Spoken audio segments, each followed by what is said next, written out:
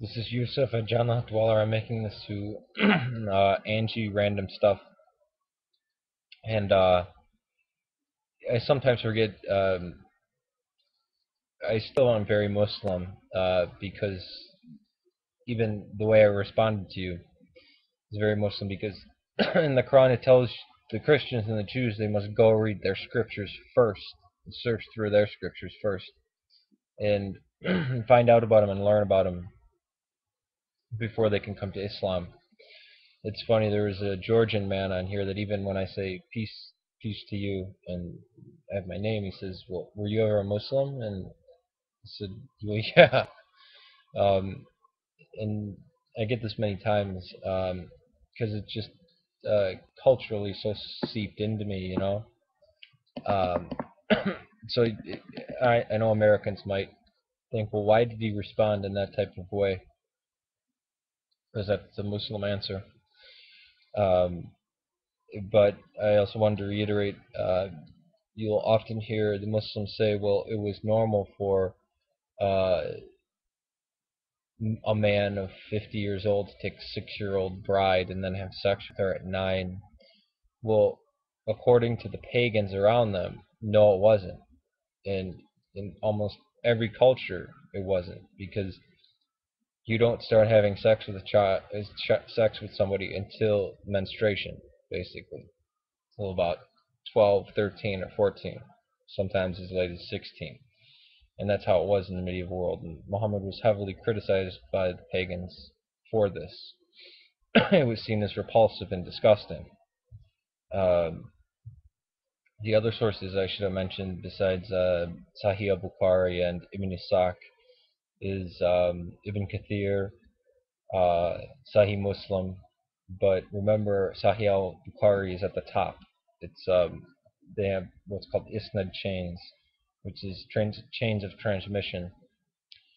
Uh, but again, if you have any questions, I'd be more than willing to answer them. Again, I'm not anti-Muslim at all, but I've seen many Americans slip into Islam because they read these parts of the Quran and they don't know that they've been abrogated, and they wind up putting their hands over their ears when they hear the Orientalists or any claims against it, and or they think that, oh well, there's this idea of holy books, like the Quran is the book that came down out of heaven, and before that the Injil, the Gospel, was given, so it was a book that came out of. Well, no, the Gospel was never meant to be a written book. The New Testament, again, was never written for people to just read. It was compiled to use as a liturgical reading and a didactic manual in church. It was not supposed to be just read cover to cover by the laity. Actually, it's most misunderstood in that way. Uh, I mean, why do we have four Gospels and not seven? Why do we have four Gospels and not one? Why don't we use Marcion's canon? I mean, these are questions.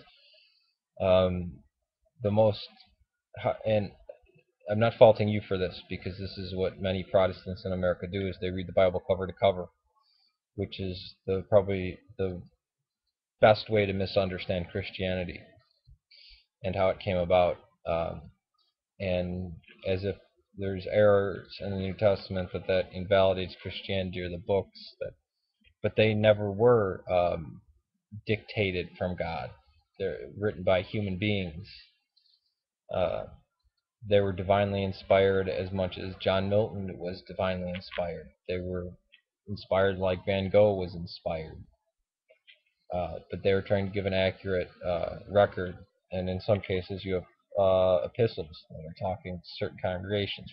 Well, how do you know how that's in context? Do you just read other parts of the New Testament, or do you go to the people who Paul taught and wrote down?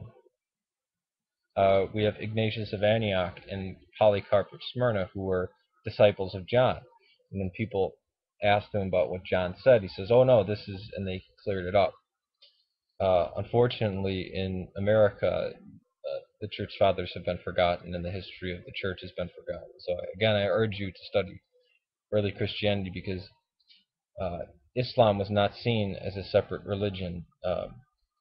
then Christianity was seen as a heretical form of Christianity. And there are even Muslim scholars who say that maybe Muhammad didn't exist, and that it actually wasn't Islam until about the 10th century, because in the Dome of the Rock, the inscription around it only talks about Jesus being the servant of God, not the Son of God, and it uses Muhammad as meaning the praised one, not a name. It's not used as a name. And in fact, Muhammad wasn't born Muhammad, he was born Qatham, because he was the son of Abdullah, but Abdullah died 4 years before he was born. They consider this a miraculous event, whereas the pagans of Mecca said he was a bastard child. That's why they called him Qatham, which means filthy or dirty or bastard. So he changed his name to the praised one. Again, these are just facts. I'm not trying to say this to be anti-Muslim, but it will always be perceived that way. And yes, my life is in danger for saying it. I don't know of any other religion where you become instant a target even by people who you love and they love you. Um, it's a very hard topic for me to speak about, but somebody comes to me like you did with a video, I feel it's my duty and I feel it necessary. You should also look up Wafa Sultan, um, who wrote the book A God Who Hates. She's not an atheist, but she talks about her experiences and the trauma that she went through. And there's many more stories like this. Uh, I'm concerned for you. I'm concerned for anybody who picks up the Quran and reads it and tries to give it the benefit of the doubt instead of looking at it and saying, wait, this came 700 years after Christianity. I mean, the Quran, it even gets the Trinity wrong. I mean, how does Allah not even know what the Christians believe? These were after the councils. But even in the Quran, it tells you to go and search the Christian scriptures.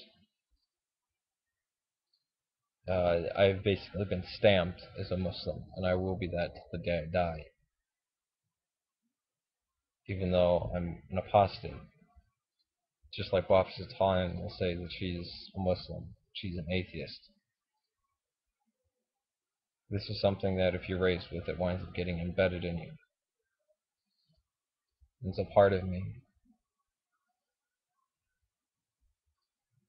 I'm not really going to speak more on that, but peace to you. You have a blessed Advent. I hear that you're a Christian, so you have a blessed Advent. And take care, and I will answer any message or question. I will be extremely patient with you, no matter what.